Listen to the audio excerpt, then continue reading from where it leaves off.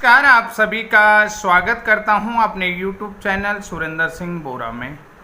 साथियों, BEd versus BTC या BEd versus DEd Chhattisgarh high court की सुनवाई को लेकर के क्या अपडेट है, थोड़ा सा हम इस पर बात करेंगे।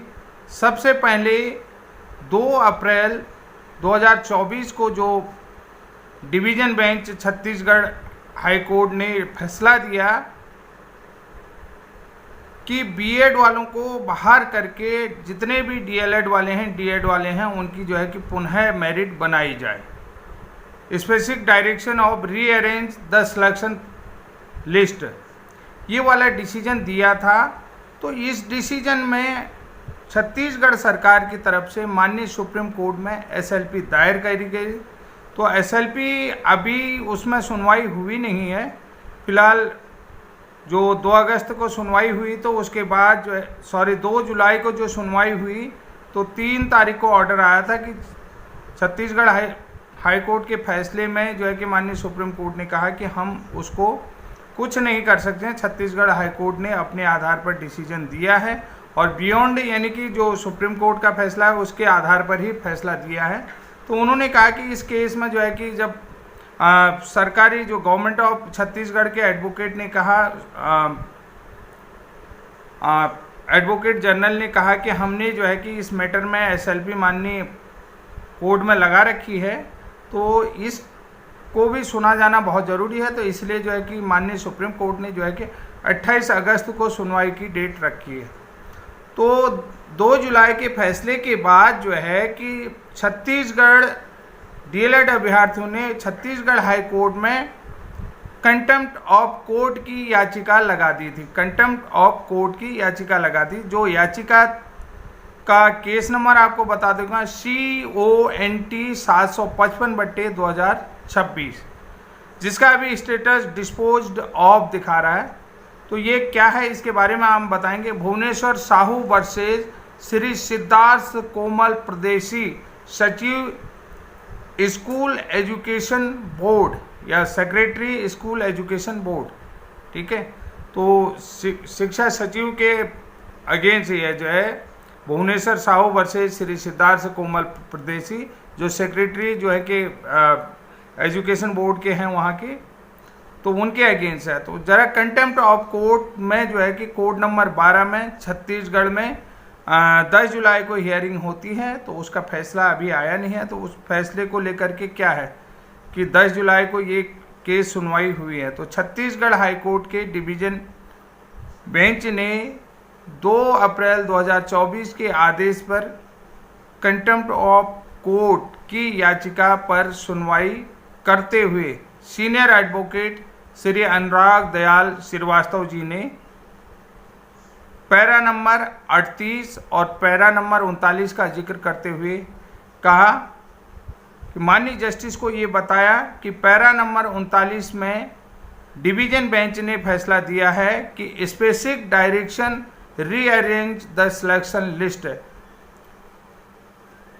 एक्सक्लूडिंग द कैंडिडेट और participate in selection process having the qualification of BEd, कि जिनके पास बीएड क्वालिफिकेशन है। तो जज साहब ने यहाँ पर जो है कि उन्होंने जो है कि पैरा नंबर 39 में जो 2 अप्रैल का जो डिवीज़न बेंच का फैसला था, उस डिवीज़न बेंच पे ही इस पैरा पर ही कंटेम्प्ट ऑफ कोर्ट किया हुआ था। तो जज साहब ने कहा कि सुप्रीम कोर्ट ने स्पष्ट कर दिया था, 3 जुलाई के ऑर्डर में भी वो सारी चीज़ें आ चुकी हैं। उन्हीं के एडवोकेट से पूछा तो observation of the 3rd page, जो 3rd पेज पे लिखा हुआ है, it is the specific observation on that we make it's absolutely clear that we have not interfered in any matter। तो उन्होंने सुप्रीम कोर्ट ने ये कह दिया था कि आपको बता देता हूँ, यहाँ पर सीधा सीधा है 3rd पेज में जो सुप्रीम कोर्ट का है, तो उसमें साफ लिखा है कि हम उस किसी भी उसके हाई कोर्ट के मैटर पर कोई भी इंटरफेयर नहीं करेंगे। तो जस्टिस बोले कि यहाँ पर judicial discipline required for this court. तो उन्होंने जब एडवोकेट ज़्यादा बहस करने लगे तो उनको ये कह दिया कि जस्टिस ने कहा कि judicial discipline required for the for this court. यहाँ पर जो है कि कोर्ट फिर एडवोकेट की तरफ से बताया जाता है कि वो बोले कि इंटरिम रिलीफ एप्लीकेशन जो है कि सुप्रीम कोर्ट ने डिसमिस कर दी है, वो डिसमिस कर दी है। तो माननीय जस्टिस ने कहा कि हम ये मानते हैं कि माननीय सर्वोच्च न्यायालय में कोई भी या सर्वोच्च न्यायालय की एसएलपी पेंडिंग हो गई है, तो हम जुडिशियल डिसिप्लिन ये कहता है कि इवन डायरी नंबर आ गया है तो इसमें किसी भी प्रकार का इंटरफियर नहीं किया जाए।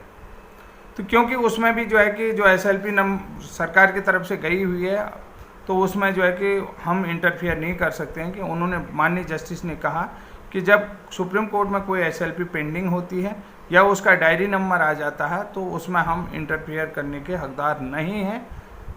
और जो है कि यहाँ पर सीधी सी बात है कि डिसिप्लिन अनिवार्य है, तो आपको इतनी हड़बड़ी की क्या ज़रूरत है।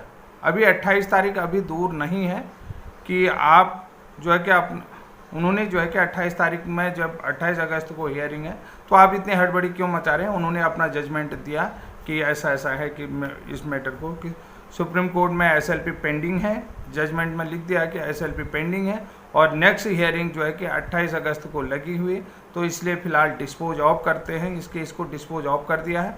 और उन्होंने कहा कि जब इसमें सुनवाई हो जाए तो उसके बाद आप कोर्ट ऑफ कंटेम्प्ट के लिए आएंगे, आप तब आएंगे। अभी ये जो है कि कोर्ट ऑफ कंटेम्प्ट का मैटर नहीं बनता है। तो साथियों, बहुत सारे लोग बार बार यही कह रहे थे कि कोर्ट ऑफ कंटेम्प्ट होगा, बीएड वाले बाहर होंगे, तमाम फलाना ढिसकाना जो भी चीज़ें होती है कि कोर्ट ऑफ कंटेम्प्ट में जो है कि हम ये करेंगे वो करेंगे। कोर्ट ऑफ कंटेम्प्ट का एप्लीकेशन इन्होंने दायर भी करी, रिट पिटिशन लगाई भी, लेकिन हुआ क्या, कुछ भी नहीं हुआ। कि कोर्ट ने यही कह दिया कि माननीय छत्तीसगढ़ के जजेज ने ये कह दिया कि जब सर्वोच्च न्यायालय में कोई भी एसएलपी पेंडिंग होती है तो ये जो है कि हमारा जो जुडिशियल डिसिप्लिन कहता है कि इवन यहाँ तक कि डायरी नंबर भी आ गया तो हम यहाँ पर किसी भी प्रकार का इंटरफियर नहीं करेंगे। ठीक है, ये जुडिशियल डिसिप्लिन के बारे में उन्होंने एडवोकेट को परिभाषा भी दी।